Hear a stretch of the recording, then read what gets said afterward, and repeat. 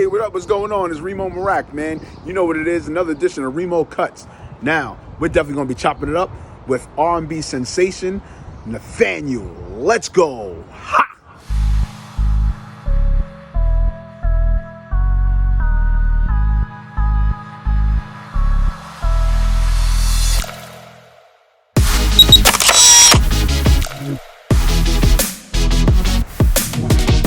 Yeah. Yo.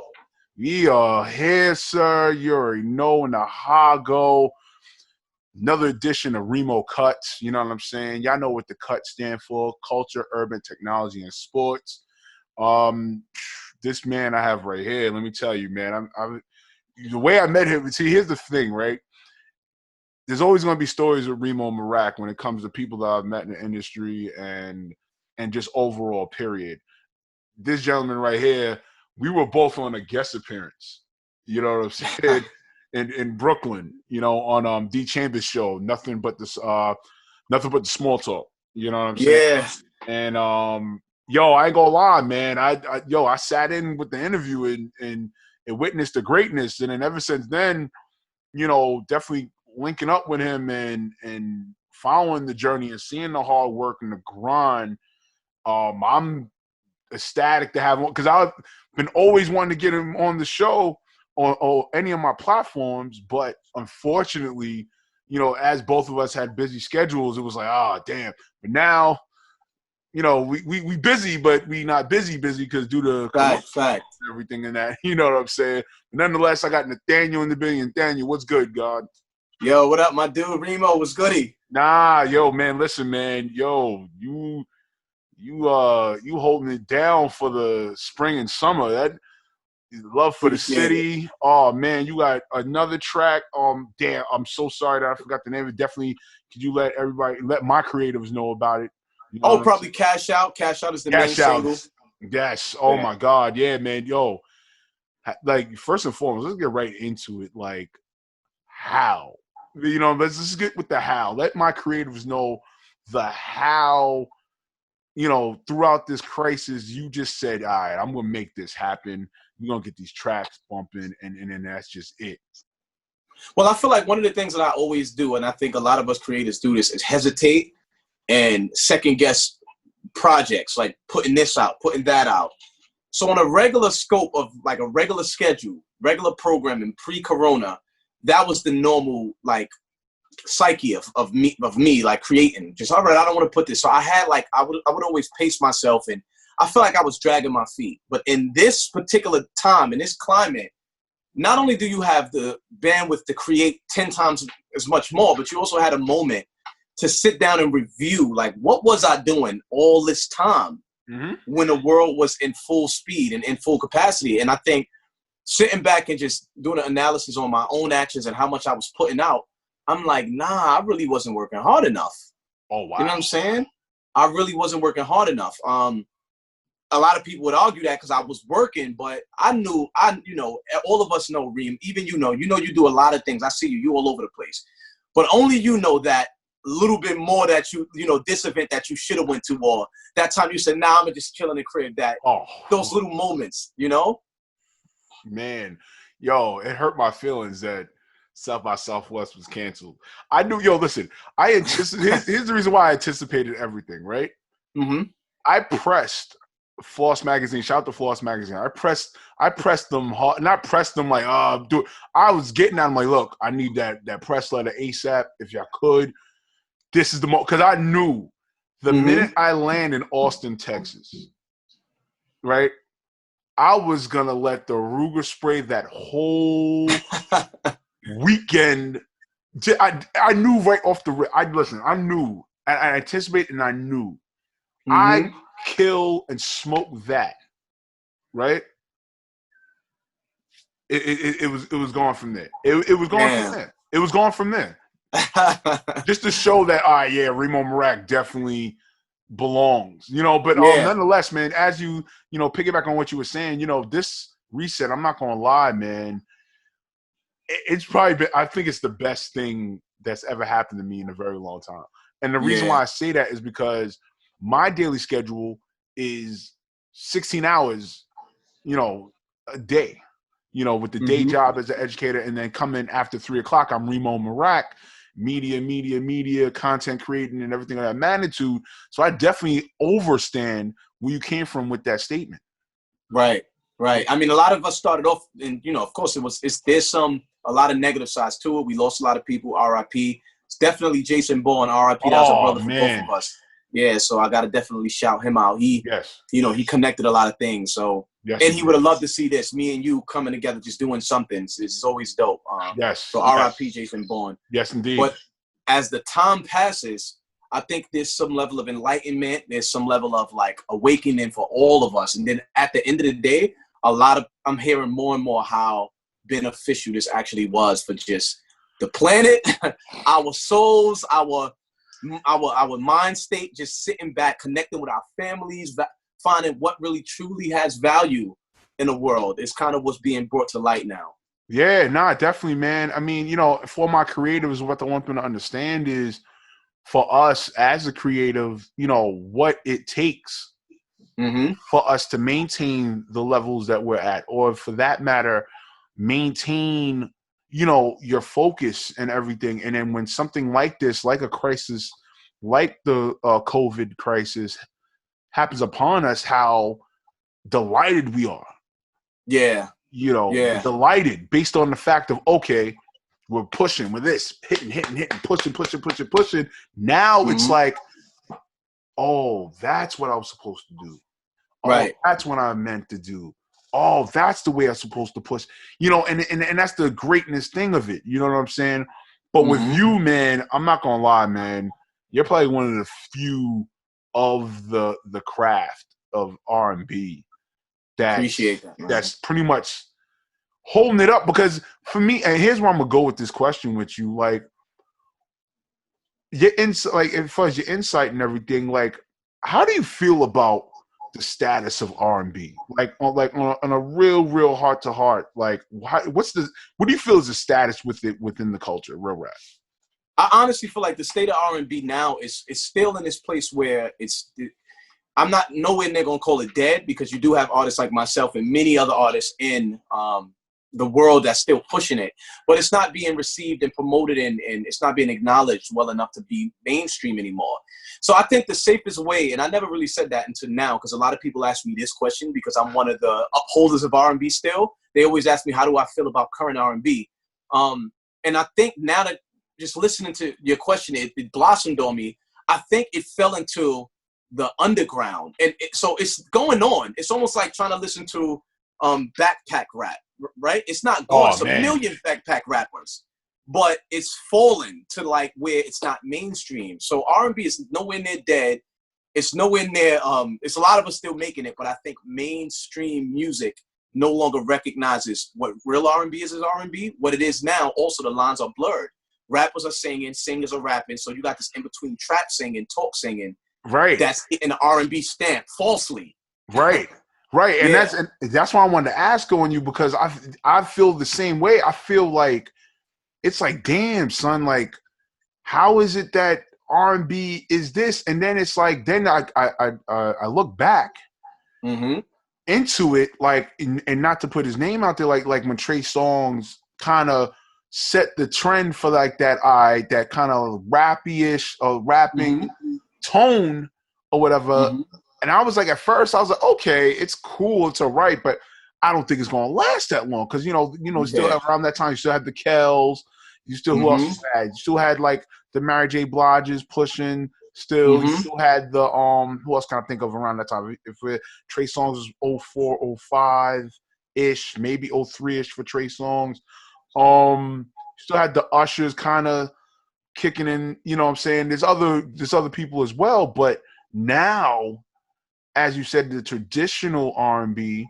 You know what I'm saying? Like it's like, damn, it's like even listening to the Quiet Storm, I'm like, damn, I might as well listen to Power 105.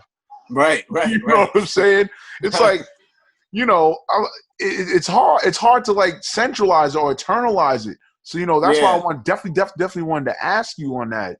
You know, definitely thank you for enlightening on that. What do you feel for you as because you're not only just singing, you're also technology. That's why I got you on here. You're also Yeah. technology as well. Not only as a singer, but also as with technology as well. What's your latest take on things with technology, like the advancements and everything? Yo, I'm not gonna lie. Me being a nerd and being a part of like the nerd culture from early on, before it was streaming, before there was, when it was dial-up internet, and my brother was in it 20 years before that, before there was even like a desktop or a GUI, a graphical user interface on machines. So to see the progression from there and to see how it gets interlocked with music and it grows, and this ever like interchangeable growing relationship between music and tech. This shit is fascinating, and it makes you want to create more. That's why I created my own app, the Nathaniel app, to give people a direct access to me. For anybody who watches this, if you go to the Apple Store or Android, you can just search Nathaniel in the App Store, and it'll allow you to download it. And sorry if I'm leaning this way. I have a mic here too, my podcast mic. So if I lean over, cool. I'm forgetting that it's picking up audio. So if I look weird leaning, I'm bugging. But so with tech and music, I think right now, just understanding tech, and I'll say this to any innovators, any creative, learn tech almost at least, if not half as much, 25% as much as you're learning your craft. Learn the way your tech involves in the relationship between technology and whatever you're trying to do, because that's going to be the thing that puts you one step ahead of your competition and being more technologically savvy. For me as a musician, it's not only do I have an IT company, but I also built a marketing firm off of that, because I had needs as an artist in terms of promotional needs and marketing needs. And I realized, wait, I learned all of this. I might as well start to sell these same services to other artists. So just showing you how if you could use yourself as your first experiment with these tech things that's evolving around us, right. By the time you look back, you'll notice most of your competition don't know a quarter of what you know. Right. And it's not only about sales, but it's also about barter. You may be able to help somebody else that's ahead of you, and they can pull you along, you know what I'm saying? And vice versa. So for any creatives, definitely tech, man. Yeah, that's what's up, man. I'm not gonna lie, man. I have a very small particular list of creatives that go above and beyond with that. I think definitely Uni G. Who else? Daniel Jean. Oh yeah, I gotta tap in with them too. Like, yeah, no, real anybody talk. else Like, you guys go like above and beyond. You know what I'm saying? As far as the marketing, as far as the impact, the feel. Because even I remember, I'll tell my creatives, when you came up through in Harlem with the truck, that was last right behind me, right? You had Lennox, Eighth, yeah, my block. My hood lit up crazy, like yeah. Nathaniel, I'll buy into what you do, and for my creators, I want them to understand that with Nathaniel, he took the investment for that. That was a great investment for him. Yeah. So you know what I'm saying? When you're creating for yourself, you always got to think about investments. That's right. What's the best investments for you versus the bad investments for you, and an investment like that is great, because look what it led for him. Like, dude, like you had Check Chill Out holla at you. This song is playing on Hot 97 and BLS now. Everybody show some love for my main man Nathaniel. And shout you out tremendously. You know what I'm saying? And Chuck Chill Out is a media personality and DJ legend who, we can keep it a buck. He wasn't really too keen on the youth artists and all that, but with you at all, he's rocking and rolling. So you have to be doing something right. Yeah, I appreciate that, man. I'm humbled by that too, man. Nah, real talk. Nah, definitely take us into that, man. Take my creatives into that. That situation and all that. Yeah, I mean, in terms of like the marketing truck, I just thought about it. Like, let me start to hit the streets. One of the things I always admired was the hustle and the grind, the groundwork era of artists in the 90s and early 2000s, before social media was the only way to promote. And once again, this goes back into watching the scene develop. So even in this time with technology being the main thing, I still go to the streets. I still go outside. I have a street team handing out cards. Right. We have holograms we put on the street. So I thought, I see a giant box truck. I'm like, let's get a TV on there and let's play my music video on every side of it and just drive around the city, hop out, hand out CDs. Let's take the street team shit that been going on and then add the digital age to it. And most people never seen anything like that. And even the OGs, like the Chuck Chillouts, even the Fuck Flexes. So when they end up seeing things like that, DJ Enough, like I've made it my business to pull up my trucks and pull up my holograms to events that they were at. So even if they there to see Nas, like I remember we went to this Tidal Crown thing that I think Tidal had for Nas. You got all these I was there. I was there. Yeah. You talking about that was in Brooklyn. In Williamsburg. In Yeah, Williamsburg. you got all these celebrities popping up, but we passed through with the truck. And the only thing that people really remember, like, was the truck. A lot of people didn't even get in. They just looking at the truck like, yo, what the fuck, who is this?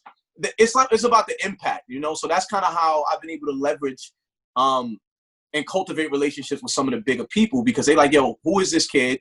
He's willing to go a different route. And then once again, going back to barter, once you get people that's showing you love and doing things for you, definitely interchange that. Put them on to new technology. Put them on to things that you are doing and help them out too. You know what I mean? Yeah, nah, that's what's up, man. And you hear that, my creatives, like he's telling you the tidbits of what you do with your creativity, man. It's not just only social media. You got to put all things and aspects and make it happen. And right. Comes even greater. You know what I'm saying? Oh, man. Yo, seriously, off the rip, man, you know I'm going to get you with. Yo, top 5 R&B singers, man, all time, man. Oh, bro. Top 5. I would say number 1, I got to say Donny Hathaway. That's like crazy, crazy number 1. Number 2, it's a rough one because I'll throw Usher in that circle.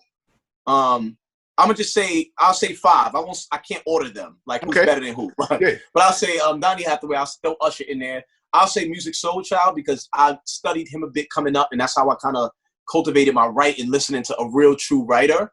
Okay. I'll throw in a gospel singer, Smokey Norfolk, because that's another one who I kind of studied his riffs. Okay. And the last one, I'll give it to this dude just for the years and years of consistency, and because of the new age, I'll give it to Chris Brown. A lot of younger artists don't want to give him his credit, but this dude, like, he's been doing it for 20 years, dancing, singing. Son. We got to respect this man. Come on, son. We have to. Yeah, you got to give that credit to CB, man. CB is we've been putting it in forever. Like, we have instrumental to this culture. Yeah, take him out the game, it changes everything. It's like trying to take Jay-Z out of rap. You can't, certain people, you can't pull them out and see this whole thing going the same way. You can't. Nah, son. You know what I mean? Yeah, nah, real talk. Also, too, man, top 5 tech apps. Tech apps? Yeah, son. I would say Uber. I give Uber because the way they jumped on that market and any of us could have thought of that. Any of us.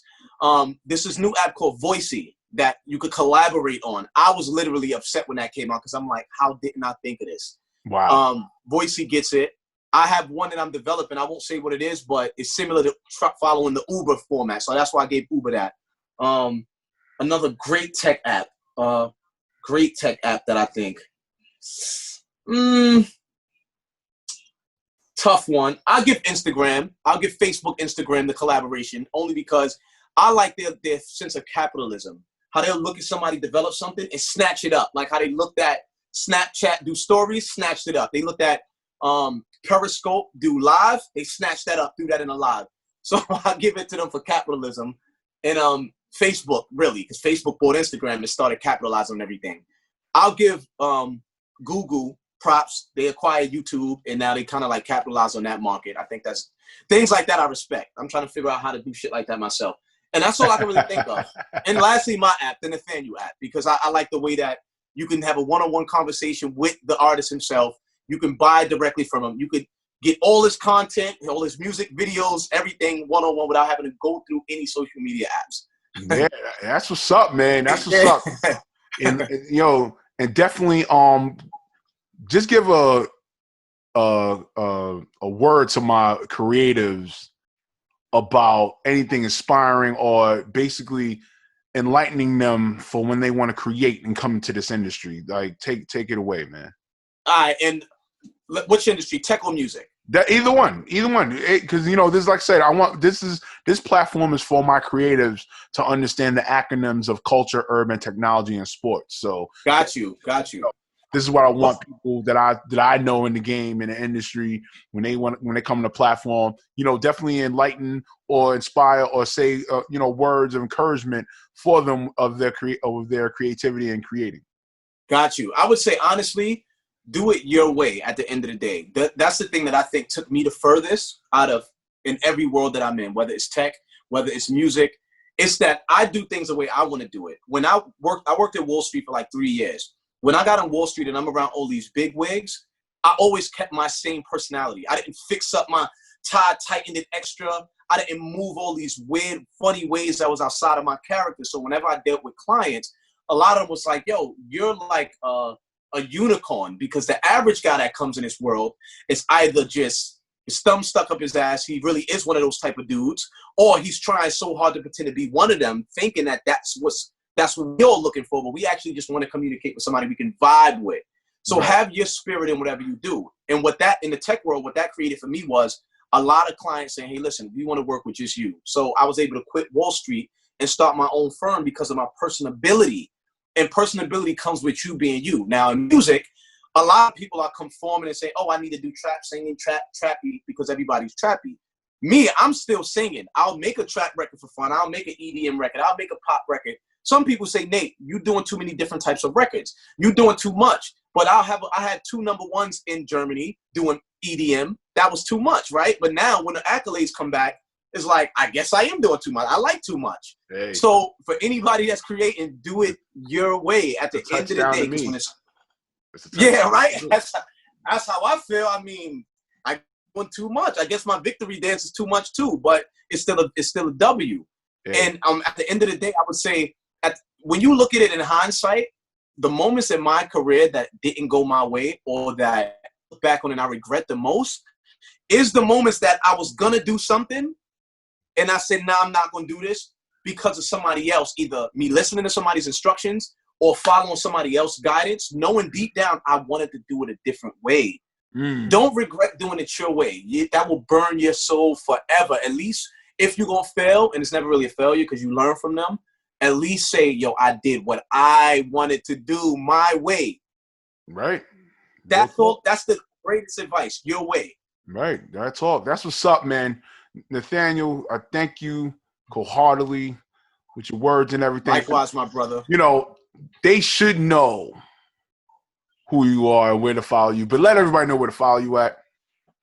Yeah, for sure. If you got an iPhone or Android, search Nathaniel. I have a Nathaniel app, or on Instagram, Nathaniel Online. The easiest way so you can decide is just Google Nathaniel The Great. That's my name. I rebranded Nathaniel The Great, and all of my stuff will come on. All right, man. You already know, man. It's another edition of Reem'o Cuts. You know what's up out here. My guy, Reem'o, appreciate you, man. You already know, God. Holla. Much love. Yes. Hey, everybody. What's going on? This is Reem'o Meerak. I'm definitely glad that you're here at my YouTube channel. Nonetheless, for more features, content, projects, and more, click the link below. Come on. Let's get it. Yeah.